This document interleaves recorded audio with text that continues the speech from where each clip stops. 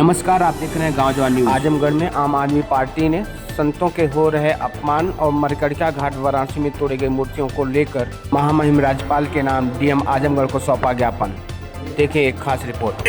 जिंदाबाद जिंदाबाद। संजय तुम संघर्ष करो, हम तुम्हारे साथ हैं। संजय तुम संघर्ष करो, हम तुम्हारे साथ हैं। केजरीवाल संघर्ष करो, हम तुम्हारे साथ हैं। राजेश तुम संघर्ष करो, हम तुम्हारे साथ हैं। रविंदर तुम। आप लोग किस लिए प्रदर्शन कर रहे हैं? अपना परिचय देते हुए बताइए।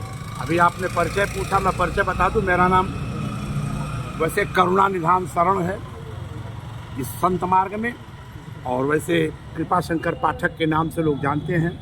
आम आदमी पार्टी से जुड़े हुए तमाम कार्यकर्ता जो आज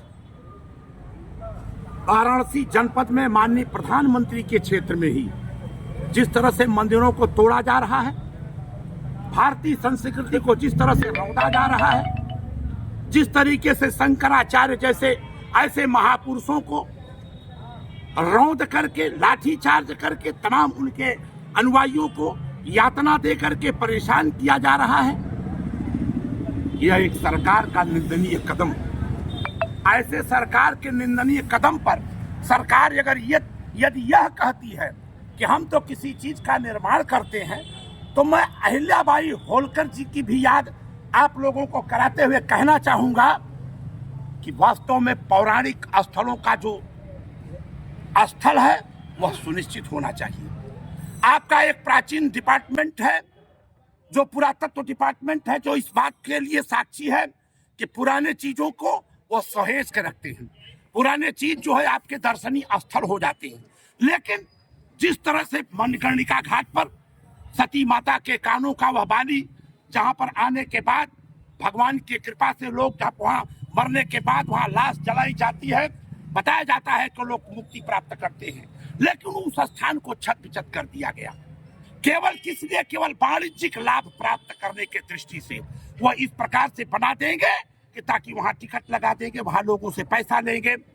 और कभी ऐसा नहीं होता है। तमाम विश्व के देशों में जो पौराणिक स्थल है उनको सुनिश्चित रखा जाता है, लेकिन जिस प्रकार से ये योगी जी और मोदी जी इस प्रकार से मणिकर्णिका घाट पर वहां पर अहिल्याबाई होलकर के मूर्ति को हटाना, मंदिरों को हटा देना, भगवान भोलेनाथ के उस शिवलिंग को भी वहां से दूर हटा देना और फेंक दे रहे हैं। दुर्भाग्य की बात है, जो बता रहे हैं लोग, जैसा कि बताया जा रहा है, वो बुलडोजर से गिरा रहे हैं और बुलडोजर भी गिराने में काफी मशक्कत हो रही है। 2-2, 3-3, 4-4 बुलडोजर लगा के गिरा रहे हैं। यह क्या है? हम तो कहते हैं कि सर्वेषां धर्माणां लक्ष्यम एकमस्ति, सभी धर्मों का लक्ष्य एक है।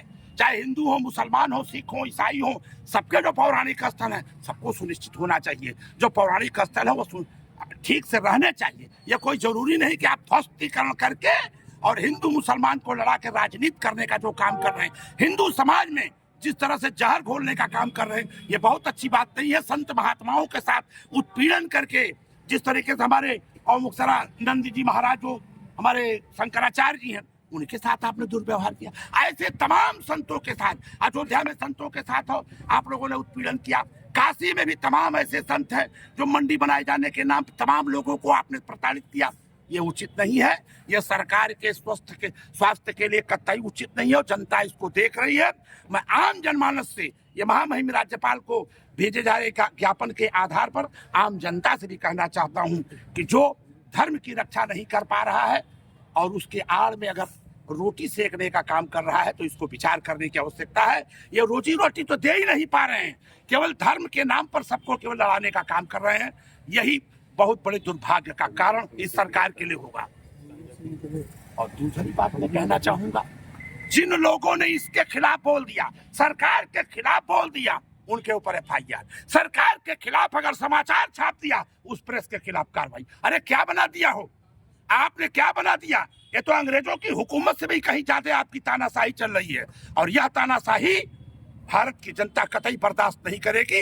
ये जब तक झूठ साच का इनका जो चल रहा है, झूठा फरेब जो चल रहा है, चुनाव आयोग के अंतर्गत जिस प्रकार से गंदी हरकत करके चुनाव जीतने का काम जो कर रहे हैं, किसी न किसी दिन ये भंडा फूट जाएगा और इसके बाद ये लोग धाराशाही हो जाएंगे।